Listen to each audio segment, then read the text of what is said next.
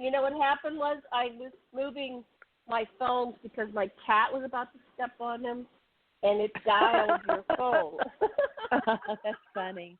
That's funny. Oh, what's that noise? Kitty, that was a kitty call. Sorry about that. Kitty, oh, that's cute. That's you know, cute. they love it when I'm on the radio, and they like to come and get right in my face. What are you doing? Yeah. That's doing? exactly. Yeah. I had to put my kitty in the other room. It stopped meowing. But you know, the new age How apparently is your kitty started. doing? Great. It's getting bigger with longer spikes. It grabs hold of me with its spikes and climbs up my arm. Yeah, y'all have to do that. Yeah, no. bigger one. Yeah. Oh, it's hard to tell it no because it's learning it. No, I'm not a tree, kitty. I'm not a tree. I'm not a tree. Well, let's look at how we were during the New Age movement. I'm going to look at New Age on Britannica. It says New Age movement because a lot of the kids talk about love and light in, the New Age and offered. They weren't using that word. They weren't using that word back in the 70s. No, they used esoterics and occult. I'll tell you when it began. Freemasonry, Rosicrucian. The New Age movement began with hair, and they said this is the dawning of the age of Aquarius. And Sasha Sort Y was part of the producers of hair in Los Angeles. So. So that's the connection. They were involved with the New Age movement, and that was what the New Age movement was. But it grew rapidly in the Western world in the 70s. So it started really growing in the 70s. Let me looking at Wikipedia. Metaphysical community 70s and 80s forward the New Age. It says the New Age of love and light started 70s and 80s movement, but Wikipedia says something different. At the same time as each other. Yeah. So Wikipedia says something different. 1970 to 2000. Right, I'm on Wikipedia, which we know is just a new encyclopedia. Anyway, do we want to discuss that? Agree or disagree? No, I think we should stay where we are because we're running out of time, and you're going to be continuing. I have a conflict. I have to contact Suzanne and renegotiate talking with her or something. So I'm going to do that while we're chatting here. And I have a station at 9 o'clock. So we didn't know. Are you expecting other people to come onto the show, TJ? Yeah, Rich. We were at the normal time from shooting. About 30 minutes. We've got 30 minutes left. Rich and Suzanne are coming on tonight. They were going to do their Love and Light part the last hour, I guess. And she works till 7, and she's coming on 8 to 9. You have to schedule on her appointments. Yeah, she told me she had talked to you today, but she said she has to do it after the show tonight. For the conflict here. Yeah, because she's doing the show. Okay. Yeah, 8 to 10. Her and her husband are doing tonight, and supposed to come and talk because I had James Tolley, but you told me to move him, so I did. So you wanted to talk with Karen, and so I had Suzanne and them come on the second hour. I thought. Okay, so let's go back. Karen wanted to do Love and Light. Back to topic. We are doing Love and Light. We're doing New Age. Well, that's New Age consciousness movement. And spirituality. So when you contacted with extraterrestrials, TJ and Karen and me, our contact was not these dark forces. You know how the modern UFO movement is like, they're all demons. But my contact has been very positive, even with reptilians. And you apparently, Teresa, never met reptilians. Karen and I have. No. So your first contact, we've gone into that. Now, when you were with your first husband, and he's working at NASA, did you have any contact with extraterrestrials that he was aware of? Did you have No, I never told him anything. No, because Janet, his father worked for Grumman and he worked for NASA, and other than they believed in him, but they weren't allowed to talk about him. But he was in the room when they had aliens go over. So it was bogeys 12 o'clock high or 2 o'clock or whatever that story was. So I wrote about that. But the one time I had a light being come out of an orb come and knock on my door, that's the one I told you about. But he didn't know about that. That's when you and I were listening to Catherine Kuhlman on, TV and stuff, and she was real spiritual. But that's all I can remember about spiritual. And then that man came and knocked on my door, and that's when I was about the time before I had Lauren. When I had her, she was created when man walked on the moon, because Steve was working a lot at NASA at night. But she was born April 3rd, 1970. So you see, I was pregnant during that 69, last part of 69. But a man came to visit me. I was seeing Bernard Rosenbaum, who worked for TRW across the street. Him and Kathy Rosenbaum had 2 boys, Matthew and Timothy, and they wanted a little girl really bad. But they lived right there in front of me, and he worked for TRW and drove a blue Thunderbird. And I had a man come up in a gold, man knocked on my door, and he said, "I want to have a baby with you." And then when I didn't understand what was going on, and I followed him out the door, and he disappeared in a gold, or like the bright sun. It was almost like another dimension, but I call it an orb because it blinded me. So I don't know how to explain that, because I don't know if there's any words for that, if you know what I mean. But he came back later because I was really worried, because I'd had like a placenta previa or something. I had a blood clot where I looked like I lost a baby. But he came back by to say the baby was okay, so I always considered I must have had I don't know if this is true or not, but it goes with that John Mack abduction stuff or something. I never felt I was abducted because I was conscious. But the way I describe it is a man came and knocked on my door. He came back and took the baby back.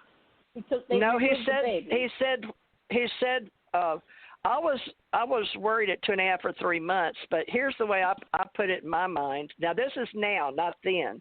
Then I was just a teenager, in between Angie and Lauren. So you know how the way we talk about, like I was I relate to Taken. Allie Clark, the little girl, Allie Clark, and Steven Spielberg did that story. I related to that because when I was little, I had so many operations, so I went under with anesthesia, and then I died in the 2nd grade. So I thought this was part of my extraterrestrial initiation, because at 4, I went up on a spacecraft and didn't want to come back down. So that was conscious. I wasn't abducted. I consciously fell asleep and, I could see myself on the ground. So that was my first out-of-body experience. But at that age, I had some ET visiting me and teaching me things, and Mother couldn't see them at 4. Remember that story where I told you I consciously knew Mother couldn't see my invisible being? So we have that. So I thought it was part of that group, extraterrestrials, because I seem to always have been conscious of extraterrestrials in my life. But we're not supposed to talk about it, especially around NASA people. So that goes back to the boyfriend thing, right? Because you're not allowed. Well, that doesn't mean it didn't happen. It just means we didn't talk about it. Well, I also think, to add something, I also think that a lot of us have more going on than what we even know, and they're continually wiping it away. I wonder if that's true, because I had a lot of times missing time, but I was conscious, but I'd be conscious of, I still remember one time at the townhouse, I was with one guy standing in the window. I'm not going to mention names, but he was a husband, okay, but I've had several folks. We were missing like an hour and a half or 2, and then when I wanted to get out of there in pictures, it was like where you knock things off the wall. It's the energy. My husband said I did it. He said I had telekinesis or something, especially if I got mad. But when we walked out, I knew I didn't make the merry-go-round spin, and there was nobody there. We went by the dark playground where we were living, townhouses, but they'd have, places for the kids. And the kids weren't with me at the time. They were with Steve and up in Peoria, Illinois or somewhere. But it spun around. But you know how you start learning about the extraterrestrials, your family off planet, those on the planet, and then the times that come and go interdimensionally. So I have these orb people that saved me in the second grade in orbs, and so I related it to orb people in the Wizard of Oz. So I come up with this whole other reality, whether it's true or not, interdimensional beings that can come and go like Glenda did with Wizard of Oz. So I don't know how to explain it. Yeah. But let me say one thing. I think, if we, my opinion on this is if we think it, it's there. So I think that's true. I think if it wasn't true, we wouldn't be thinking it, because we live on and have interactions with multidimensional parts of ourselves all the time. I think they're with us right this minute. And for all we know, we could be on a ship and watching ourselves take the test down here in this Earth 3D consciousness. I'm not saying it's so, but who knows? Well, that sort of goes with the multi-world theory, right? And then the multi-dimensions. And now in quantum physics, we're finally getting there. We know that some of the universes spin backwards, so we're just getting into that. But they used to not talk about that even 2 or 3 years ago. We knew planets, some of them spin backwards. Mm-hmm. But now, if you listen to the World Science Festival with that Brian Greene, I think it was Brian Greene, they're just now starting to talk about the theories. They can't prove them, but they've known, like NASA, Hubble, now the universe is spinning, so they're going to work on that, working on how to talk about it. So that's why I like to use the word metaphysics instead of New Age. I think if you use the word New Age, I think it makes a lot of people. Of course, the Age of Aquarius is beautiful, but I mean, as far as just the words New Age, it touches on a lot of religionists, and they get scared and judgmental. And so, if you talk about physics and metaphysics where we live, there is a science in this too.